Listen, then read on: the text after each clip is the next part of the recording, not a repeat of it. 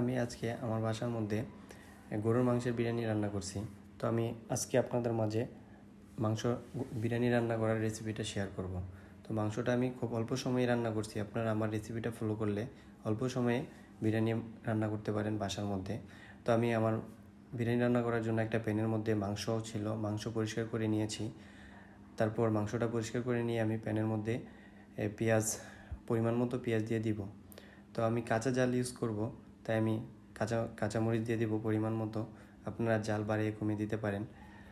তারপরে আমি এখানে বিরিয়ানি রান্না করার জন্য যা যা উপকরণ লাগবে সবগুলো নিয়ে নিয়েছি।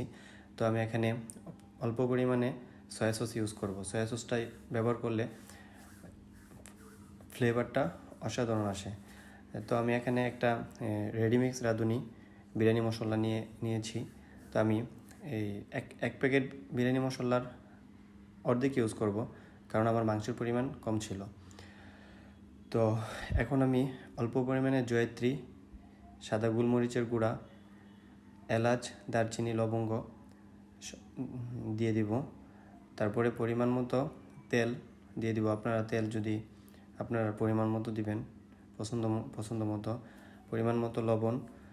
তো এখানে আমি কাজু বাদাম, পেস্তা বাদাম, কাঠবাদাম নিয়ে আমি ব্লেন্ডার করে বাদাম এগুলো দিয়ে দিয়েছি। বাদাম দিলে স্বাদ বাড়িয়ে দেয়। তো পরিমাণ মতো তিন চামচ পরিমাণ মতো গুঁড়া দুধ দিয়েছি, সাথে লিকুইড দুধ ব্যবহার করছি। আমার বাসায় টক দই ছিল না, যার কারণে আমি টক দই ব্যবহার করি নাই। আপনারা চাইলে করতে পারেন। তো আমি সব কিছু ম্যারিনেট করে নিয়ে নিয়েছি। তো একটা প্যানের মধ্যে আমি আলুগুলো ভেজে নেব। তো আমি আমার মাংসটা সুন্দরভাবে সিদ্ধ হওয়ার জন্য বসিয়ে দিয়েছি। তো আমার মাংসটাতে ব্লক উঠে গেছে। তো মাংসটাতে খুব সুন্দর একটা ঘ্রাণ আসছে। তো আপনারা মাংসটা একটু পর পর নেড়ে দিবেন যেন লেগে না যায়। তো আমার মাংসটা প্রায় হওয়ার শেষের দিকে। তো আমি পোলাও রান্না করার জন্য একটা প্যানে অল্প পরিমাণে তেল দিয়ে এর মধ্যে কিছু পরিমাণ পেঁয়াজ কুচি এবং কাঁচামরিচ দিয়ে দিয়েছি। তো পোলাও চালটা আমি ভেজে নেব। তো ভেজে নেওয়ার পরে আমি গরম পানি ইউজ করব। আমার 3 কাপ পরিমাণ পোলাও চাউল নিয়েছি, আমি 6 কাপ গরম পানি ইউজ করছি। তো এখানে আমার বিরিয়ানির জন্য রান্না করে রাখা মাংসটা আমি এখন পোলাও চাউলের মধ্যে দিয়ে সুন্দরভাবে নেড়ে চেড়ে মিশিয়ে নিব।